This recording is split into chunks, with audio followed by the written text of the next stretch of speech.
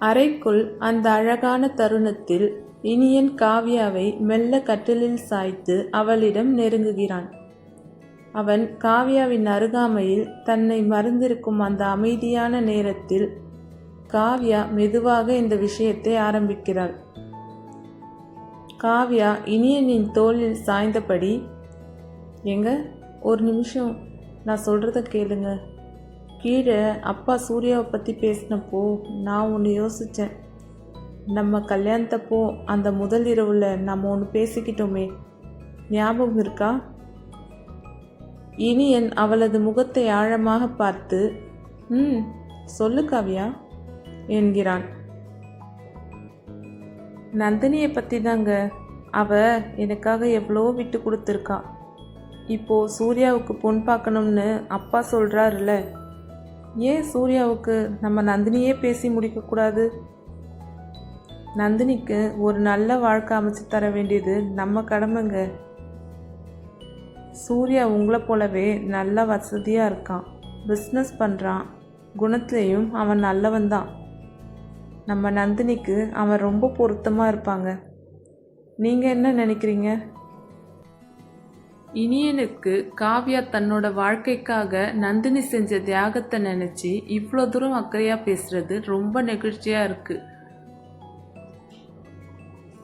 இனியனும், "காவ்யா, நீ இவ்வளோ தூரம் யோசிப்பன்னு நான் எதிர்பார்க்கல.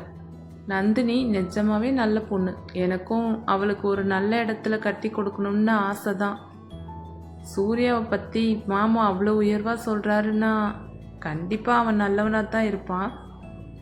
அவனும் பிஸ்னஸ் பண்ணுறான்னா நந்தினி அங்கே போனால் ரொம்ப வசதியாக இருப்பா" என்று இனியனும், "நீ சொல்கிறது சரிதான் காவ்யா. நந்தினி எங்கள் அத்தை பொண்ணாக இருந்தாலும் அவளுக்கு ஒரு தமையனா நல்ல வாழ்க்கை அமைச்சு தர வேண்டியது என் பொறுப்பு தான்." "நிஜமாவா சொல்கிறீங்க? உங்களுக்கு இதில் சம்மதம் தானே?" இனியனும் அதற்கு, "கண்டிப்பா. ஆனால் இதில் நந்தினியோட விருப்பம் என்னன்னு கேட்கணும்ல. அப்புறம் சூர்யா வீட்டில் என்ன நினைக்கிறாங்கன்னு தெரியணும். மாமா கிட்ட இதை பற்றி நம்ம நிதானமாக பேசலாம். ஆனால் உன் ஐடியா ரொம்ப சூப்பர் காவ்யா. ஒரு சகோதரியா நீ உன் கடமையை சரியாக யோசிக்கிற." காவ்யாவுக்கு இப்போதுதான் மனசு நிம்மதியாகிறது. தன் கணவன் தன் யோசனைக்கு மதிப்பு கொடுத்தது அவளுக்கு இன்னும் சந்தோஷத்தை தருகிறது. இனியன் குறும்பா அவளை பார்த்து, "சரி, இப்போ நந்தினி விஷயம் ஒரு முடிவுக்கு வந்தாச்சு. இப்போ என் விஷயத்துக்கு வருவோமா? நான் இவ்வளோ தூரம் ஓடி வந்ததுக்கு எனக்கு என்ன கிடைக்க போகுது?" என்று இனியன் அவளது தாடையை மெல்ல தூக்கி அவளது கண்களை நேராக பார்க்கிறான். காவ்யாவின் கண்கள் காதலால் கனிந்து வெட்கத்தில் நிற்க அவன் மெதுவாக அவளது இதழ்களை தன் இதழ்களால் சிறைப்பிடிக்கிறான். அது வெறும் முத்தம் மட்டுமல்ல, இத்தனை நாள் பிரிந்திருந்த தவிப்பின் வெளிப்பாடு. காவ்யா மெல்ல தன் கண்களை மூடி அவனது அணைப்பில் கரைகிறாள். முத்தத்தின் வேகம் அதிகரிக்க இனியன் அவளது தோளில் இருந்த சேலை தலைப்பை மெல்ல நழுவ விடுகிறான். அவளது வளையல்களின் கலகல சத்தமும் காலில் இருந்த கொலுசின் ஓசையும் அந்த இரவின் அமைதிக்கு மெருகூட்டுகின்றன. அவன் மெதுவாக அவளது ஜாக்கெட்டின் தையல்களை ஒவ்வொன்றாக பிரிக்க காவ்யா நடுக்கத்துடன் அவன் தோள்களை பற்றி கொள்கிறாள். ஆடைகள் ஒவ்வொன்றாக விலக நிலவொளியில் அவள் மேனி தேவதை போல ஜொலிக்கிறது. அவளது மென்மையான மேனியில் தன் முத்தங்களை பதிக்கத் தொடங்குகிறான். அவளது அழகில் மயங்கிய இனியன் அவளை முழுமையாக தன்வசப்படுத்தி அவளது இதழ்களில் ஒரு நீண்ட ஆழமான முத்தத்தை கொடுக்கிறான். காவ்யா தன் உலகையே மறந்து அவனிடம் சரணடைகிறாள். இனியனும் அவளது கழுத்து பகுதியில் தொடங்கி தோள்கள் மற்றும் மார்பு பகுதிகளில் தன் இதழ்களால் அழுத்தமாக முத்தமிடுகிறான். "ஏங்க, நாளைக்கு அம்மா பார்த்தா என்ன நினைப்பாங்க?" என்று அவள் முணுமுணுக்க அவன் குறும்பாக அவளது வயிற்று பகுதியில் ஒரு ஆழமான முத்தத்தை பதித்து ஒரு காதல் முத்திரையை வைக்கிறான். காவ்யா மெல்ல சிலிர்த்து போய் துடிக்கிறாள். அவள் தன் கைகளால் தன்னை மறைக்க முயல இனியன் அதை தடுத்து அவளது உடலில் ஏற்கனவே இட்ட முத்திரைகளை பார்க்கிறான். இந்த அடையாளங்கள் போதாது காவ்யா, நீ எனக்கு மட்டும்தான் சொந்தம் என்று சொல்லி மீண்டும் அவளது மார்பிலும் இடுப்பிலும் தன் முகத்தை புதைத்து தீராத அன்பை செலுத்துகிறான். காவ்யா அந்த சுகமான வழியில் அவனது தலைமுடியை கோதிவிட்டு அவனை இன்னும் நெருக்கமாக இழுத்து அணைக்கிறாள். அவளது பின்னலில் இருந்த மல்லிகை பூக்கள் ஒவ்வொன்றாக உதிர்ந்து படுக்கை எங்கும் சிதறி கிடக்கின்றன. அந்த பூக்களின் நறுமணம் அவர்களின் மூச்சுக்காற்றும் ஒன்றோடொன்று கலந்து அந்த அறையை ஒரு சொர்க்கமாக மாற்றுகிறது.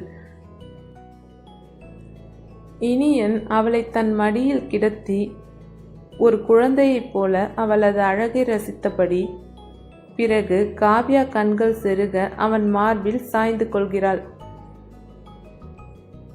அவனது ஒவ்வொரு விரல் அசைவும் அவளுக்குள் ஒரு புது சிலிர்ப்பை உண்டாக்குகிறது. பிறகு அவளோடு முழுமையாக சங்கமிக்கிறான். காவ்யாவும் தன் கணவனின் அந்த அளவற்ற அன்பில் கரைந்து அவனை இன்னும் நெருக்கமாக அணைத்துக் கொள்கிறாள். அந்த இரவின் ஒவ்வொரு நொடியும் அவர்களுக்கு ஒரு கவிதையாக மாறுகிறது. இப்படியே காலமெல்லாம் கூட இருக்கணும் போல இருக்கு காவ்யா என்று அவன் சொல்ல காவ்யா தன் முகத்தை அவன் மார்பில் புதைத்துக் கொள்கிறாள். அவனது ஒவ்வொரு தீண்டலும் அவளுக்குள் புது புது மின்னல்களை பாய்ச்சுகிறது. அந்த இரவு முழுவதும் அவர்கள் ஒருவரையொருவர் உணர்ந்து காதலின் உச்சத்தை ரசிக்கிறார்கள். ஜன்னல் வழியாக தெரியும் நிலவு கூட அவர்களின் இந்த அழகிய பிணைப்பை கண்டு நாணி மேகங்களுக்கு பின்னால் ஒளிந்து கொள்கிறது. விடியற்காலையில் இருவரும் ஒருவரையொருவர் பிரிய மனமில்லாமல் அந்த மல்லிகை பூக்களின் நடுவே ஆழ்ந்த உறக்கத்தில் இருக்கிறார்கள். அந்த அறைக்குள் விடியற்காலையில் இன்னும் அந்த ஏகாந்தம் குறையாமல் இருக்கிறது.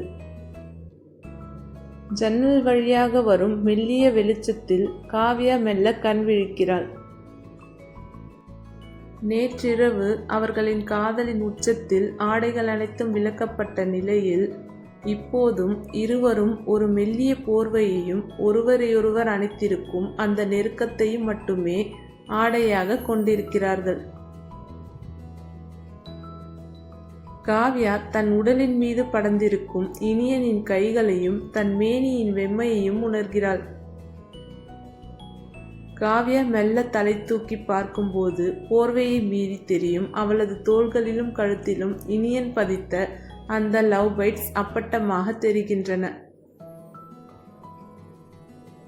ஐயோ, இவ்வளோ ஆழமாவா என்று அவளுக்குள் ஒரு சிலிர்ப்பு ஏற்படுகிறது. இனியன் இன்னும் அவளை பின்னால் இருந்து அணைத்தபடி தன் முகத்தை அவளது முதுகில் புதைத்து உறங்கிக் கொண்டிருக்கிறான். அவன் மூச்சுக்காற்று முதுகில் படும்போது ஆடை இல்லாத அவளது மேனி அப்படியே கூசி போய் துடிக்கிறது. காவ்யா மெதுவாக அவன் கைகளை விலக்கிவிட்டு கீழே சிதறி கிடக்கும் தன் ஆடைகளை எடுக்க முயல்கிறாள். ஆனால் இனியன் தூக்கத்திலேயே அவளை இன்னும் இறுக்கமாக தன் பக்கம் இழுத்து இன்னும் கொஞ்ச நேரம் இப்படியே இரு காவ்யா என்று தூக்க கலக்கத்தில் முணுமுணுக்கிறான். காவ்யாவும் ஏங்க விடிஞ்சிருச்சு விடுங்க என்று மெல்லிய குரலில் தடுத்தும் இனியன் அவளை விடவில்லை. ஆடை இல்லாத அவளது மென்மையான முதுகு தன் மார்பில் படும்போது அவனுக்குள் உறங்கிக் கொண்டிருந்த காதல் மீண்டும் விழித்துக் கொள்கிறது. இனியன் மெல்ல கண் விழித்து போர்வையின் மறைப்பில்லாமல் இருக்கும் காவ்யாவின் அழகை நிதானமாக ரசிக்கிறான். அவளது தோள்களில், முதுகில் மற்றும் கழுத்தில் அவன் நேற்றிரவு பதித்த அந்த சிவந்த லவ் பைட்ஸ் இப்போது இன்னும் தெளிவாக தெரிகின்றன. காவ்யா, இந்த அடையாளங்கள் உனக்கு இன்னும் அழகு சேர்க்குது காவ்யா என்று அவன் கிசுகிசுக்கிறான். காவ்யா வெட்கத்தில் தன் கைகளால் முன்னழகை மறைத்து கொண்டு குனிய இனியன் அவளது பின்னால் இருந்து கூந்தலை மெல்ல விலக்கி அவளது முதுகு தண்டுவடம் எங்கும் சிறு சிறு முத்தங்களை இடுகிறான். ஆடை இல்லாத அவளது மேனி அந்த அதிகாலை குளிரிலும் அவன் மூச்சுக்காற்றின் வெம்மையில் சிலித்து போகிறது. அவளை தன் பக்கம் மெல்ல திருப்பி அவளது வயிற்று பகுதியில் முகத்தை புதைக்கிறான். காவ்யா, ஐயோ கூசுதுங்க என்று சொல்லி அவனது தலைமுடியை பற்றி இழுக்கிறாள். அவளது அந்த தவிப்பும் ஆடை இல்லாத அந்த நெருக்கமும் இனியனை மீண்டும் அவளிடம் தஞ்சம் புக வைக்கிறது. கடைசியில் காவ்யா அவனிடம் கெஞ்சி தப்பித்து கட்டிலுக்கு கீழே சிதறி கிடக்கும் தன் சேலையை எடுத்து உடம்பை சுற்றி கொண்டு ஓடுகிறாள். கண்ணாடியின் முன் நின்று தன் மேனியில் இருக்கும் அவன் தந்த அந்த அழகான வடுக்களை பார்த்து ஒரு நீண்ட பெருமூச்சுடன் குளிக்க செல்கிறாள். காவ்யா பாத்ரூம் கதவை திறந்து மெதுவாக வெளியே வருகிறாள். ஈரமான கூந்தலை துண்டுடன் சுருட்டி தலைமுடிக்கு மேல் ஒரு கொண்டை போட்டிருக்கிறாள். தன் உடலை அந்த பெரிய போர்வையால் நன்றாக சுற்றி கொண்டு ஒரு கையில் அந்த போர்வையை பிடித்து கொண்டே இன்னொரு கையில் தன் துணிகளை அணித்தபடியே வெளியே வருகிறாள். அவள் வந்ததும் அவளை பார்த்து படுக்கையில் சிரித்து கொண்டிருந்த இனியன் அப்படியே அமைதியாகி அவளது அந்த ஈரமான தோற்றத்தை இமைக்காமல் ரசிக்கிறான். காவ்யா அவன் பார்வையை தவிக்க முயன்று, என்ன அப்படி பார்க்குறீங்க? போதும், நான் குளிச்சுட்டு வந்துட்டேன், நீங்கள் கிளம்புங்க, லேட் ஆச்சுன்னா அம்மா திட்டுவாங்க. இனியன் அப்படியே படுக்கையில் சாய்ந்தபடி, அத்தை திட்டமாட்டாங்க, அவங்களுக்கு தெரியும் உன் புருஷன் எதனால் லேட் பண்ணுறான்னு. ஆனால் நீ குளிச்சுட்டு வந்ததும் இன்னும் அழகாக இருக்கியே, எனக்கு இப்போ குளிக்க போகவே மனசு வரலையே காவ்யா.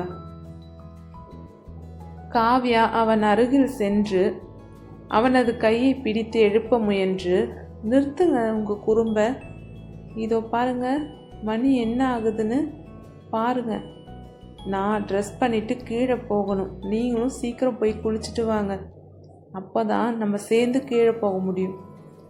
இனியன் அவளது கையை பிடித்து சட்டென்று இழுக்க காவ்யா நிலை தடுமாறி அவன் மார்பில் விழுகிறாள். போர்வையின் கதகதப்பும் அவளது மேனியின் ஈரமும் அவனை கிறங்க வைக்கிறது. இனியன், சரி நான் குளிக்க போகிறேன், ஆனால் எனக்கு துண்டு எடுத்து தந்து சோப்பு எங்கே இருக்குன்னு காட்ட வேண்டியது உன் பொறுப்பு. புது இடம்ல எனக்கு எதுவுமே தெரியாது. காவ்யா சிரித்து கொண்டே அவன் நெற்றியில் செல்லமாக தட்டி, தெரியாதது மாதிரி எவ்வளோ அழகாக நடிக்கிறீங்க, இந்தாங்க உங்கள் துண்டு, சீக்கிரம் போங்க. அவள் கட்டிலில் இருந்த துண்டை எடுத்து அவன் முகத்தில் போட இனியன் அதை சிரித்து கொண்டே பிடித்து கொண்டு பாத்ரூம் நோக்கி நடக்கிறான். கதவு வரை சென்றவன் மீண்டும் திரும்பி அவளை பார்த்து ஒரு கள்ள சிரிப்பு சிரிக்கிறான். காவ்யா, நான் வரத்துக்குள்ள நீ அந்த சிகப்பு புடவையை கட்டி ரெடியாயிரு, அந்த ட்ரெஸ்ல உன்னை பார்க்க நான் ஆசையா இருக்கேன். அவன் உள்ளே சென்று கதவை சாத்த காவ்யா ஒரு பெருமூச்சு விட்டு தன் புடவையை எடுக்கப் போகிறாள். அவளது முகம் இன்னும் அந்த அதிகாலை சூரியனைப் போல பிரகாசமாக இருக்கிறது. காவ்யா குளித்துவிட்டு ஈரக்கூந்தலோடு ஒரு மெல்லிய சிகப்பு சேலையை சுற்றி கொண்டு வருகிறாள். அவளது முகம் குளித்த புத்துணர்ச்சியில் இன்னும் அழகாக ஜொலிக்கிறது. அவள் கண்ணாடியின் முன் நின்று தன் ஈரக்கூந்தலை துடைக்க முயலும் போது இனியன் குளித்துவிட்டு இடுப்பில் ஒரு துண்டை மட்டும் கட்டிக்கொண்டு பின்னால் வருகிறான். இனியன் பின்னால் இருந்து காவ்யாவின் இடையை வளைத்து பிடிக்கிறான். அவனது உடம்பில் இருக்கும் நீர்த்துளிகள் காவ்யாவின் முதுகில் பட்டு அவளை சிலிர்க்க வைக்கிறது. ஏங்க, இப்போதானே குளிச்சுட்டு வந்தேன், திரும்பவுமா என்று காவ்யா மெல்ல சினுங்குகிறாள். இனியன் அவளது தோளில் முகம் புதைத்து நேற்றிரவு தான் கொடுத்த அந்த லவ் பைட்ஸ் இன்னும் அப்படியே இருப்பதை ரசிக்கிறான். குளிச்சாலும் இந்த அடையாளங்கள் குறையவே இல்லையே காவ்யா, இது அழியறதுக்கு இன்னும் 2 நாள் ஆகும் போல இருக்கே என்று குறும்பாக சிரிக்கிறான். காவ்யா கண்ணாடியில் தன் முகத்தை பார்க்காமல் அவனது கண்களை பார்க்கிறாள். இனியன் அவளது ஈரக்கூந்தலை ஒரு பக்கம் ஒதுக்கிவிட்டு அவளது கழுத்தின் பின்னால் இருந்து மெதுவாக தன் இதழ்களால் முத்தமிடுகிறான். உன்னை பார்க்கும்போதெல்லாம் எனக்கு புதுசா காதல் வருது காவ்யா என்று அவன் சொல்ல, காவ்யா வெட்கத்தில் அவன் கைகளை இறுக பற்றி கொள்கிறாள். அந்த நெருக்கமான தருணத்தில் காவ்யா மெதுவாக பேச்சை மாற்றுகிறாள். சரிங்க, இப்போ கீழே போயாகணும். அப்பா காஃபி குடிக்க கூப்பிடுவாங்க. அப்போ நந்தினி சூர்யா விஷயத்தை பத்தி மெதுவா ஆரம்பிக்கலாமா? எனக்கு என்னவோ அவங்க 2 பேரும் ரொம்ப பொருத்தமா இருப்பாங்கன்னு தோணுது. இனியன் அவளை தன் பக்கம் திருப்பி அவளது நெற்றியில் ஒரு முத்தமிடுகிறான். கண்டிப்பா, நீ சொன்னதுக்கு அப்புறம் எனக்கு வேற யோசனையே இல்லை. நான் சூர்யா கிட்டேயும் நந்தினி கிட்டேயும் தனித்தனியா பேசுறேன். அவங்களுக்கு ஓகேனா அத்தை கிட்டேயும் மாமா கிட்டேயும் நானே பேசி முடிச்சிடுறேன் என்று கூறினான். காவ்யாவுக்கு இப்போது ஒரு பெரிய நிம்மதி கிடைக்கிறது. தன் கணவனின் அன்பும் நந்தினியின் எதிர்காலத்தை பற்றிய நம்பிக்கையும் அவளை பூரிக்க வைக்கிறது. இனியனின் குறும்புத்தனமான பார்வையிலிருந்து தப்பிக்க அவன் கைகளை மெதுவாக விலக்கிவிட்டு சிரிக்கிறாள். ஏங்க போதும், வழிவிடுங்க. நீங்க தான் நேற்று நைட் சொன்னீங்க இன்னைக்கு ஆஃபீஸில் ரொம்ப முக்கியமான வேலை இருக்குது, சீக்கிரம் கிளம்பணும்னு. இப்போ என்னடன்னா இப்படி பண்ணிட்டு இருக்கீங்க என்று செல்லமாக கோபித்துக் கொள்கிறாள். இனியன் அவளை விடாமல், ஆஃபீஸ் வேலை முக்கியம்தான் காவ்யா, ஆனால் அதை விட என் பொண்டாட்டி அழகு ரொம்ப முக்கியமாக தெரியுதே என்கிறான். பிறகு அவளது மிரட்டலான பார்வையை பார்த்ததும், சரி சரி கிளம்புறேன், இன்னைக்கு ஒரு முக்கியமான மீட்டிங் இருக்கு, அதனால சீக்கிரம் போகணும் தான் என்று சொல்லி தன் சட்டையை எடுக்கிறான். காவ்யா கண்ணாடி முன் நின்று தன் சேலையை சரி செய்கிறாள். கழுத்தில் இருக்கும் அந்த லவ் பைட்ஸ் வெளியில் தெரியாதபடி தன் கூந்தலை முன்னால் போட்டு மறைக்கிறாள். இதோ பாருங்க, நீங்க வச்ச அடையாளத்தை மறைக்கவே எனக்கு பெரிய வேலையாயிடுச்சு, யாரும் பார்த்துடாம இருக்கணும் என்று முணுமுணுக்கிறாள். இனியனும் தயாராகி தன் லேப்டாப் பேக்கை எடுக்கிறான். காவ்யா அவனது சட்டையை சரி செய்துவிட்டு, சீக்கிரம் வேலையை முடிச்சுட்டு வாங்க, நம்ம நந்தினி சூர்யா விஷயத்தை பத்தி தெளிவா பேசணும் என்று நினைவூட்டுகிறாள்.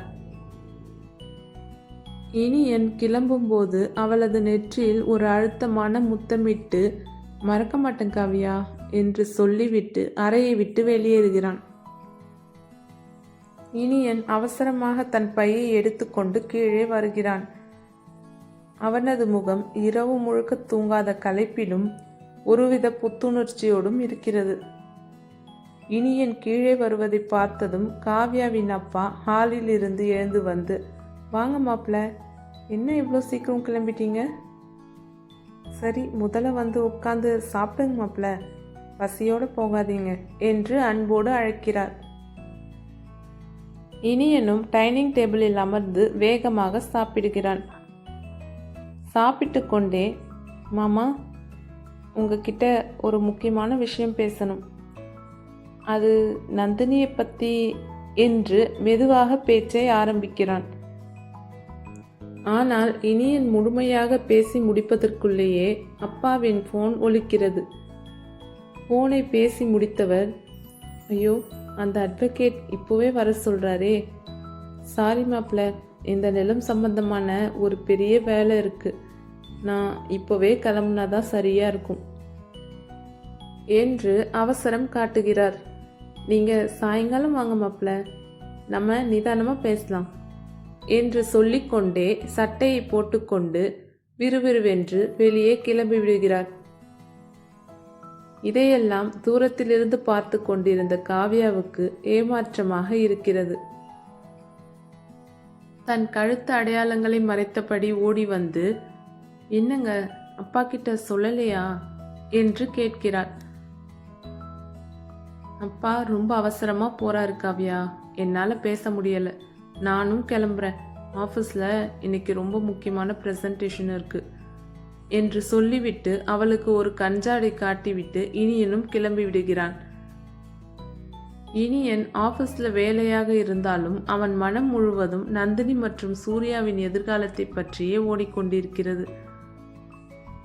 ஒரு சிறிய இடைவேளையில் அவன் தன் அம்மாவுக்கு ஃபோன் செய்கிறான். என்னப்பா இனியன், ஆஃபீஸில் வேலை அதிகமா? ஏன் இந்த நேரத்தில் கூப்பிடுற என்று அம்மா கேட்கிறாள். இனியன் மெதுவாக விஷயத்தை ஆரம்பிக்கிறான். அம்மா, ஒரு முக்கியமான விஷயம் பேசணும். சூர்யாவை பற்றி தான். அவனுக்கும் நம்ம நந்தினிக்கும் கல்யாணம் பண்ணி வச்சா என்னன்னு காவ்யா ஒரு யோசனை சொன்னான். எனக்கு அது ரொம்ப சரியா தோணுது என்கிறான். இதை கேட்டதும் அவனது அம்மா ஒரு நிமிடம் யோசித்துவிட்டு, நிஜமாவாப்பா? காவ்யா சொன்னது ரொம்ப நல்ல யோசனை தான். சூர்யா நமக்கு தெரிஞ்ச பையன், நந்தினியும் ரொம்ப நல்ல பொண்ணு. 2 பேரும் சேர்ந்தா வாழ்க்கை ரொம்ப சிறப்பா இருக்கும் என்று மகிழ்ச்சியோடு சொல்கிறார். சரிப்பா, நீ இதை பத்தி கவலைப்படாத. நானே நந்தினி வீட்டில் என் அண்ணன் கிட்ட பேசுறேன். குடும்பத்துக்குள்ளேயே இந்த மாதிரி ஒரு நல்ல விஷயம் நடந்தா அதை விட சந்தோஷம் வேற என்ன இருக்கு என்று உறுதி அளிக்கிறாள். வேலை முடிந்து இனியன் வீட்டிற்கு திரும்புகிறான். அவனது அம்மா ஏற்கனவே காவ்யாவின் அப்பாவிடம் பேசிவிட்டதால் வீட்டில் ஒரு மகிழ்ச்சியான சூழல் நிலவுகிறது. இனியன் உள்ளே நுழைந்ததும் காவ்யா ஓடி வந்து அவனை வரவேற்கிறாள். அவளது முகம் மலர்ச்சியாக இருக்கிறது. அத்தை ஃபோன் பண்ணி அப்பா கிட்ட பேசிட்டாங்க. சூர்யாவுக்கும் நந்தினிக்கும் கல்யாணம் பண்ணி வைக்கிற விஷயத்த சொல்லிட்டாங்க என்று ரகசியமாக சொல்கிறாள். அப்பாவுக்கும் ரொம்ப சந்தோஷம் என்று சொல்லி அவனது கையை பிடித்து கொள்கிறாள். காவ்யாவின் அப்பா ஹாலில் அமர்ந்து யோசித்துக் கொண்டிருக்கிறார். இனியன் அங்கே வந்ததும் அவர் முகம் மலர்ந்து அவனை அழைக்கிறார். வாங்க மாப்ள, உங்களை தான் கூப்பிடணும்னு நினைச்சேன். இப்பதான் உங்க அம்மா எனக்கு கால் பண்ணி ஒரு விஷயம் சொன்னாங்க. சூர்யாவுக்கும் நந்தினிக்கும் நிச்சயம் பண்ணலாம்னு சொன்னாங்க. எனக்கும் அது ரொம்ப பிடிச்சிருக்கு மாப்ள என்கிறார். சூர்யா நம்ம வீட்டு பிள்ளை மாதிரி. அவனை விட நந்தினிக்கு ஒரு நல்ல மாப்ள கிடைக்க மாட்டான். இதோ இப்போவே என் தங்கச்சி கிட்ட பேசி சம்மதம் வாங்கிடுறேன். சூர்யாவை பத்தி எனக்கு தெரியும், அவனுக்கும் இதுல மறுப்பு இருக்காது என்று உறுதியாக சொல்கிறார். காவ்யாவின் அப்பா சூர்யா நந்தினி திருமணத்தை பற்றி சொன்னதும் இனியன் முகத்தில் ஒரு பெரிய புன்னகை மலர்கிறது. ஆமாமாமா, உங்க முடிவு ரொம்ப சரி. சூர்யா தங்கமான பையன். நீங்க அவங்க வீட்டுல முறைப்படி பேசிடுங்க என்று உற்சாகமாக சொல்கிறான்.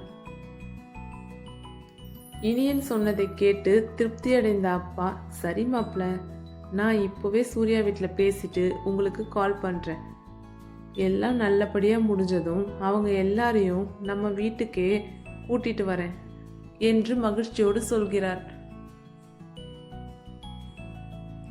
தன் கணவனும் அப்பாவும் ஒருமித்த கருத்தோடு இருப்பதை பார்த்து காவ்யாவுக்கு பெரிய பாரம் குறைந்த உணர்வு ஏற்படுகிறது.